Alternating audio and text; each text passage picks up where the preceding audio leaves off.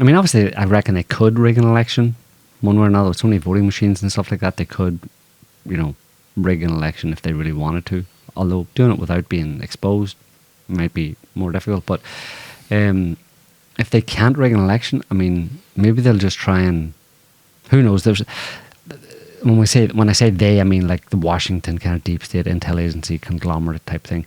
But I think they're just planning to, in some way or other, mess with this election. Like I think a lot of people have that impression that they're planning to mess with this election some way and make it into a situation where there's that could give rise to some form of a mass civil disturbance or quote unquote civil war of some description by having Trump win officially, but then calling it into question, taking it through the courts, and then denying him the presidency, and maybe Trump, going ahead and declaring himself president, and then this is what we've been warning you about. He always wanted to be a dictator. He's going to use the military or something to police his unofficial inauguration, and it won't be recognised. No way the Americans always don't recognise the results of elections in other countries. Well, a section of the Washington establishment this year could very well not recognise the result of this election in their own country, and particularly if it's Trump. Obviously, if it's Trump who wins, or officially wins, then it's like, no, it didn't happen.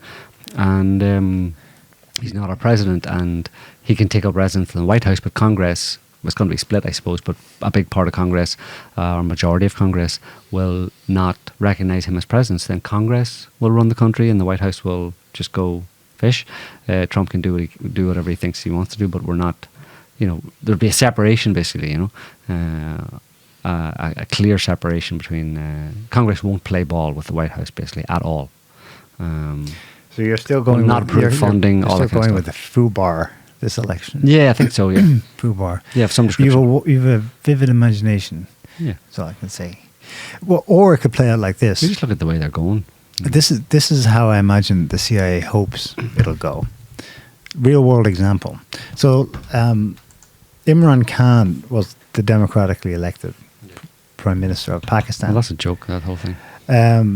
He was ousted in a no confidence vote last year. Then he was put in prison eventually. There were lots of protests to keep him out of prison, but once they got him in prison, the protests have gone away. And by protests, I mean there were freaking riots. Last week, Khan was sentenced to 14 years in prison. Right before the elections, there's elections in Pakistan this week or next week for Prime Minister again.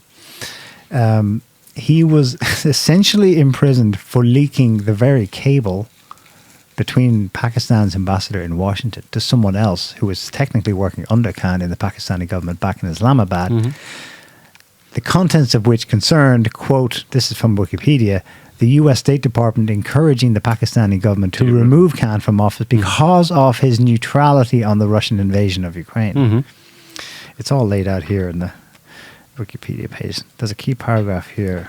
It doesn't get more Orwellian than that, Like this is this is a real world example of what they do. You're put in prison. You're sentenced and put in prison by the government because you released a document showing that the government was attempting to undermine you. Traitors within the government. That the US was pushing the government to stage a coup against you, and you wanted to release that to the public, which is a reasonable thing to do. And then you're getting put in prison for releasing that document for releasing classified information about them trying to get rid of you undemocratically. And then on top of that, once you're put in prison for that, another court case comes along that says you and your wife didn't wait long enough, according to Islamic law, didn't wait long enough to get married, the requisite 3 months. You got married after she had divorced her previous husband. You waited 2 months, and therefore you're getting 7 years in prison for that. That's correct. So that was last week. He got 14 years. He just got 7 years. BBC right up here. Another Pakistani court sentenced Khan to an additional 7 years, so he's getting 21 years in total. And he's been in prison since the no confidence, since he was first arrested sometime last year already. So technically it's 22 years.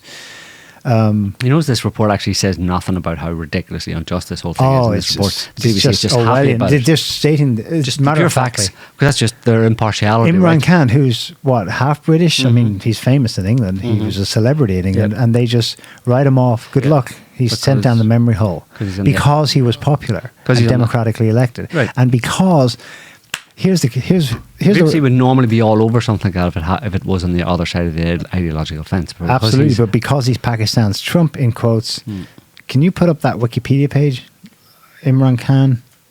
Yes. Do a word search for cipher. CYPHER. CYP. Okay. According to a leaked classified Pakistani cipher, that makes it sound all official, whatever, at a 7th March 2022 meeting between the US State Department, the US State Department encouraged Pakistani government to remove Khan from office because of his neutrality on the Russian invasion of Ukraine. Khan went to Moscow on February 23rd, 2022, the day before the SMO started. He didn't know about that, but whatever. It was a pre-planned meeting, but it was to discuss trade deals. And then part of that was that he was going to stay out of, Pakistan was not going to take a stance on. Yep. So you couldn't be neutral. You had to be fully on board with what Washington wanted.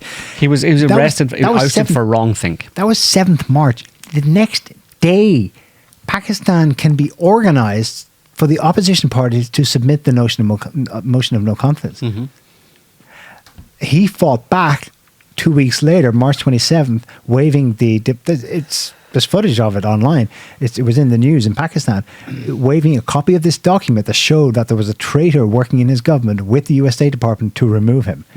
And that is the fact that he waved that in public, that he has just been sentenced to 14 years for. Like, this is... So you're showing the people of Pakistan an example of treason at the behest of a deep state at the behest of the American government, and then the Pakistani.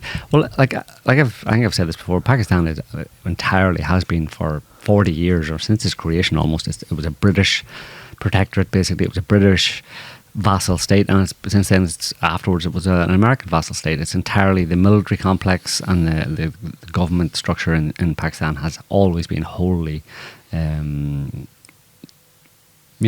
subservient to Western interests, and they're very concerned about it, making sure, because India's too big, and they want to hold on to Pakistan at the very least, because Pakistan, where it is, Chinese, and with an eye on China as well, and the Chinese One Belt One Road initiative and all that kind of stuff, they're fighting tooth and nail here across the board, and they're willing to stoop to any depths to maintain America's hegemony in the world, and it's just they're going to bring the whole thing down as a result of doing it. But maybe that's their plan as well. All that lecturing Earth about democracy. I know, yeah. Pakistan does it by the book. Yeah. And Imran Khan he's perfect. He speaks English. He's worldly. Everyone knows him in the West. He should be totally friendly, reasonable.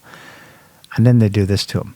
I suppose, we should be grateful maybe they didn't assassinate him. They tried to.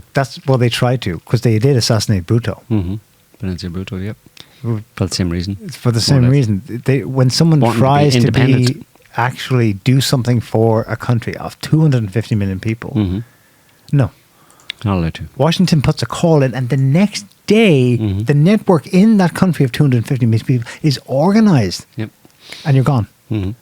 That's phenomenal. Yeah, but that's what I said. It's been entirely beholden to this. It's been a client state of America, entirely subverted to American interests for a very long time. Can't stop the signal now.